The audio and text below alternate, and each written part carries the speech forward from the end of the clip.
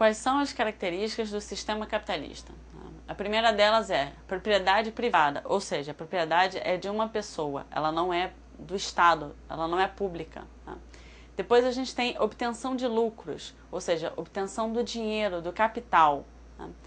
Ele é baseado na lei da oferta e da procura. Isso é a principal regra do capitalismo. O que significa lei da oferta e da procura? Quanto mais você procura um produto, mais consumo você vai ter e mais venda você vai ter. Ficou um pouco confuso? Vou explicar melhor. Por exemplo, você tem uma indústria de carro, tá? A indústria da Ford, por exemplo, ela está fabricando um monte de carro. Para ela vender esses carros, ela tem que ter um mercado consumidor, pessoas que queiram comprar esse carro. Se ela tem pessoas querendo comprar o carro, quanto mais pessoas querem comprar, mais produtos ela vai ter que vender. Então essa lei ela vai estar sempre crescendo, ela está sempre rodando em círculo dentro dela mesma, tá? Política de proteção de mercado. O que significa isso? Como você tem um mercado livre, o mercado ele se autorregula, ele mesmo tem suas próprias regras, tá?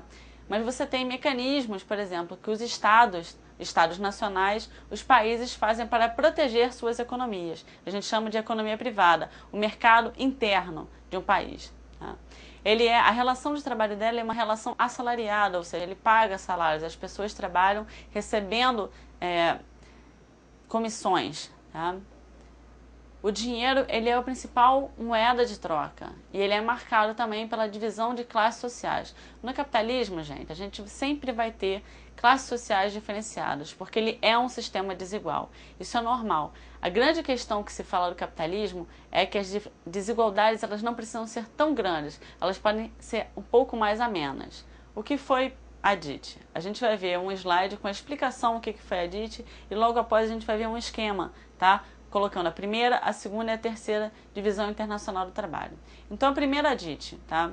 Ela acontece no século XVIII com a Revolução Industrial, que a gente viu, que a primeira Revolução Industrial, ela tem o surgimento do carvão, uma nova forma de produzir, então ela já está modificando as formas de trabalho, tá? É um novo modelo de produção. A fábrica toma o lugar da produção artesanal. Porque antes de surgir, gente, a produção em fábrica, era feito um trabalho de artesanato, um trabalho manual, tá? De pequena escala. Quando você surge a fábrica, você começa a botar máquinas, pessoas trabalhando junto com máquinas, você começa a melhorar as condições de trabalho, você começa a melhorar, na verdade, as condições de produção. Segunda DIT, Divisão Internacional do Trabalho. Após a Segunda Guerra Mundial, surgem dois sistemas econômicos e políticos. O capitalismo, como a gente já viu algumas características, e o socialismo, que a gente vai ver as características mais à frente. Tá? Os Estados Unidos ele surge como potência detentora do capital, ou seja, financiando também países desenvolvidos, que saíram perdidos aí com a guerra, e países em desenvolvimento também, e subdesenvolvidos. Tá? Ele começa a instalar filiais nos países das economias mais fracas. Ou seja, ele começa a implantar essas filiais para que os países pudessem renovar as suas economias, reaquecer o mercado, principalmente o mercado consumidor americano também, de produtos americanos. Tá? A gente começa a ter uma mudança na relação comercial mundial. Tá? E a gente começa a ter a criação do FMI, que é o Fundo Monetário Internacional, do BIRD, que é o Banco Internacional, e do GATT, tá? Que é mais relacionado à Europa, mas a gente vai ver mais à frente. Após esse slide da primeira e da segunda DIT, a gente vai ver um esqueminha, como eu já falei, e agora a gente vai ver a terceira DIT, que é a partir da década de 70. Tá? Ou seja, termina a Segunda Guerra Mundial, o capitalismo ele vence, os Estados Unidos surge como potência econômica e militar.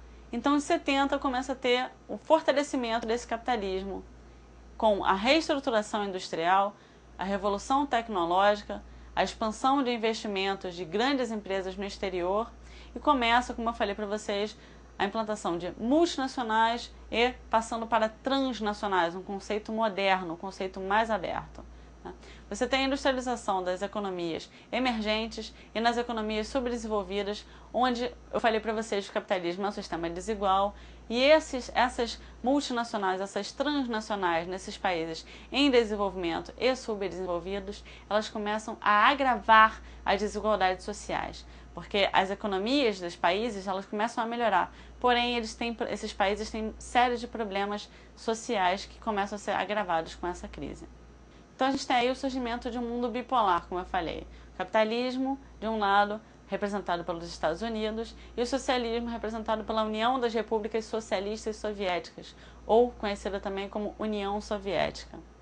Quais são as características do sistema socialista? A gente já viu as do capitalista, agora vamos para o socialista.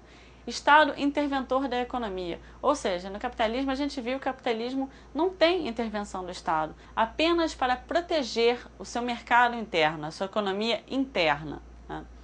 E no socialismo não, o Estado interventor na economia, ele diz o que a população tem que produzir, quais são as linhas que ela vai seguir de produção na economia. Os bens são divididos entre a população e o Estado. Tá? Como a gente viu no capitalismo, tem a desigualdade social e o bem ele é individual. No socialismo não, ele é dividido. Outra diferença é a existência de uma classe social única, que seria a classe dos proletários, ou seja, tentando amenizar de qualquer forma qualquer diferença social que exista dentro dessa sociedade.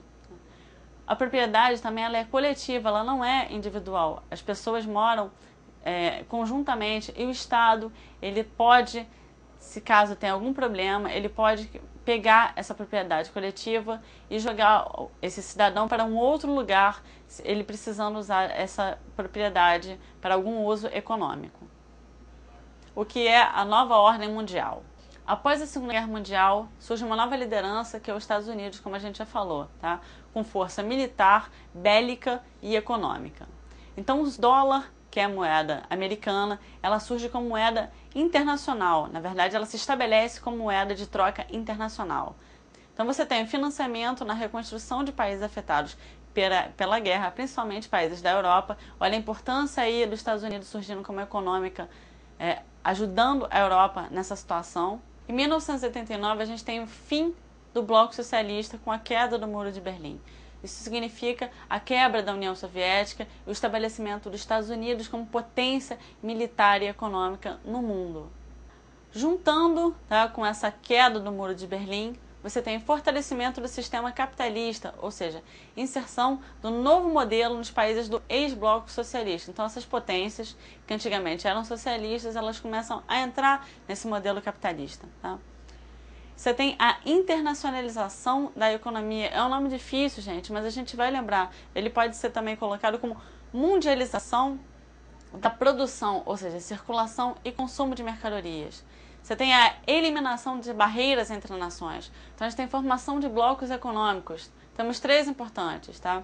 Você tem a União Europeia, que ela vem do mercado comum europeu, uma evolução desse mercado. Você tem o Mercosul na América do Sul.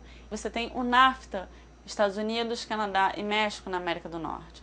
Com isso você tem também a dispersão da informática no mundo, ou seja, maior facilidade de comunicação.